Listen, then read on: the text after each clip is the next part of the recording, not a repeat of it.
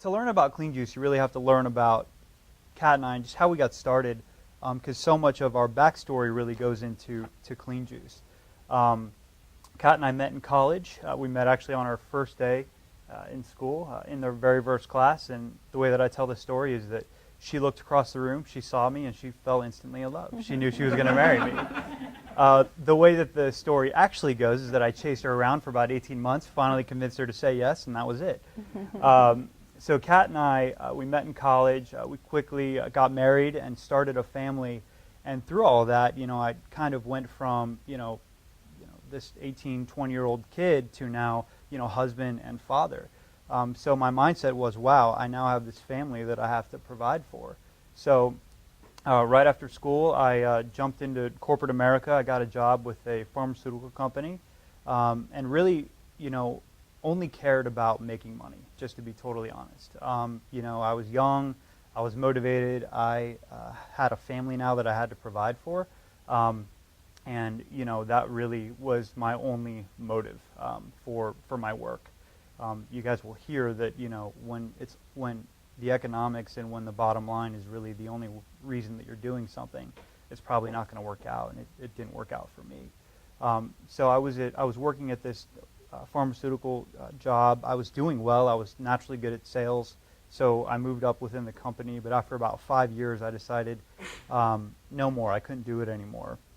And it was about that time where my uncle had started a real estate company that Michael alluded to, and we were literally raising funds and traveling across the world to Asia to build large commercial real estate projects. And I thought that, that was going to be, the thing that drove me, beyond the economics. But, to be honest, again, it really wasn't.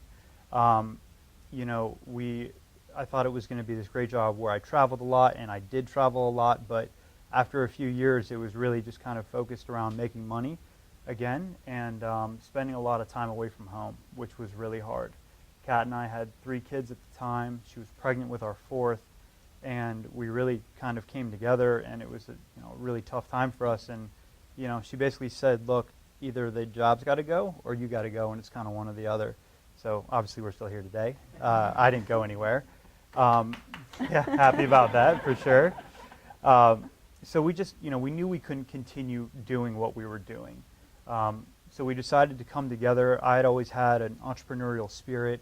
Kat had been a stay-at-home mom for that time, but still always very focused on, just expanding her wealth of knowledge, just learning about health and wellness. When we had our first daughter, McKenna, Kat became very concerned with eating clean and eating healthy and just, wanting to live a clean lifestyle because she felt responsible for this child that she was bringing into the world.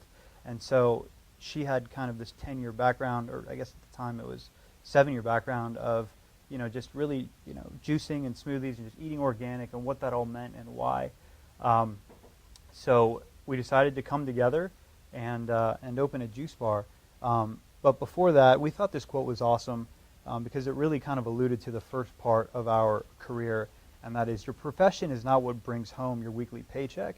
Your profession is what you're put on earth to do with such passion and such intensity that it becomes almost a spiritual calling. And kind of that first part is how my career first started, but the second part is really what Clean Juice has become. Mm-hmm. I think to touch on how it was almost a spiritual calling for us, I remember how Clean Juice started. We were living in Pennsylvania at the time, and we were going back and forth to New York City from Philadelphia, and we happened to be out on our boat one afternoon with our kids, and I was like 8.5 months pregnant. And I said, why don't we just move to Charlotte, let's move south, let's get out of the Northeast, and let's start a juice bar. I love juicing, I've been doing it, I know it in and out, we can do it. And he said, okay. And we literally drove home and packed our suitcases.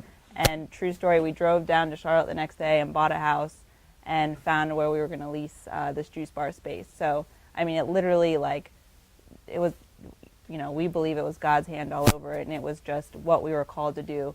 And when it all kind of came together for us in that moment, we knew that's what we were called to do, and we just went after it full force. And I think our background's important because without all of that, without Landon really learning about commercial real estate and fundraising and me really spending time at home, learning the ins and outs of healthy eating, we wouldn't have been able to create what we did today. So it's just kind of, we remember that season, although it was hard, with thanks, because it really built what we have today. Yeah, that's really well said. You know, no matter what season of life you're in, you know, we believe that God has a way to use that into your next season.